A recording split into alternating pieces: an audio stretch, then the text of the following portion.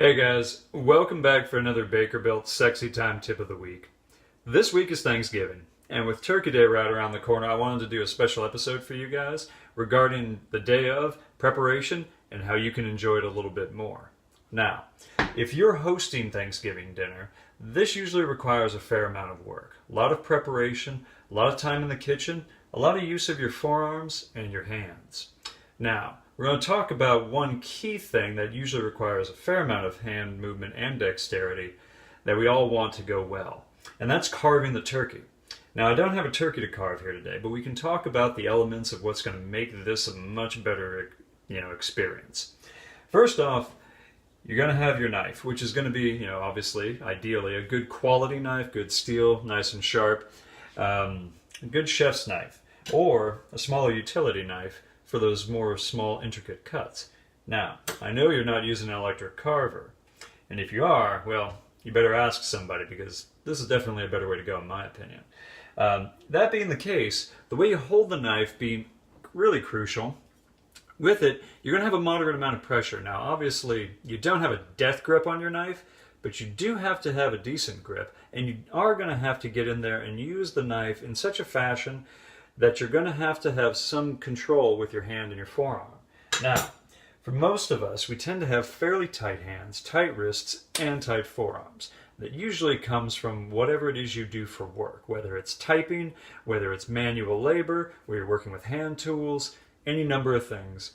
We all go through the day using our hands quite a bit. Now, a couple of key things you can do today that's going to make your ability to handle this knife like the samurai of the kitchen you are, with less worry about butchering the cut, having it not look that great, and disappointing your father and your mother, and possibly your grandmother. So, first thing to do, the hands. You can take your lacrosse ball, trusty lacrosse ball, you always got to have it handy, and you can just on the surface of the counter or a tabletop, any hard surface, just take that ball and roll your hand around on it. Look for all the different areas where it can be nice and tight. Work it across, up and down, back and forth, and really just get into some of those tight spots. You can also do a little bit of manual manipulation. I kind of prefer to get in here with my hand and just sort of work the meaty areas of the palm where things usually get pretty bound up. For me, that's usually right in this area here between the thumb and the forefinger. Also, these bones right here in the hand. There are a lot of fine muscles right in there between those bones that can get really knotted up as well, and this is what can cause your hand to cramp whenever you're working with really fine movements. So one way to do that, take the edge of your thumb on the opposite hand and just kind of glide it in between the bones, back and forth, mostly just in a downward motion like so. Come back and start again.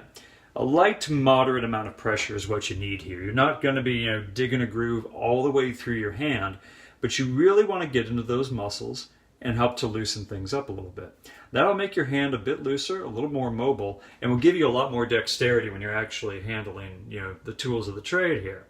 Other thing is your forearms. Now, with forearm mobility, you can go back to my previous videos for forearms part 1 and 2, using a lacrosse ball and how to really get into these bad boys, because they take a lot of abuse as well. You can get in there with the lacrosse ball and using it on a hard surface. You can use the ball to get into the under part of the forearm. You can use it to get into the top part of the forearm. Both are going to be productive things to do when working on forearm mobility.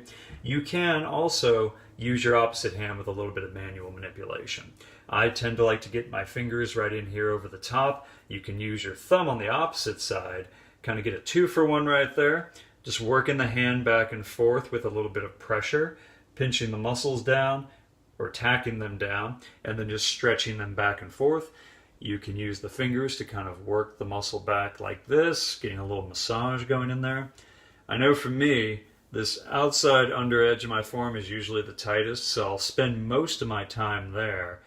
A couple of minutes on either side, and then from there, your hands should be nice and loose and warmed up for the kind of stuff you're going to have to be doing to get that bird carved. Because you're going to want nice cuts, you're going to want, even slices, and everybody's going to be really impressed with how great that bird looks once you lay it out on the table. So that's it for today, guys. I hope these tips were helpful. I hope you can put them to good use, and I will see you guys here next week. So happy Thanksgiving from all of us here at Bakerbuilt Coaching.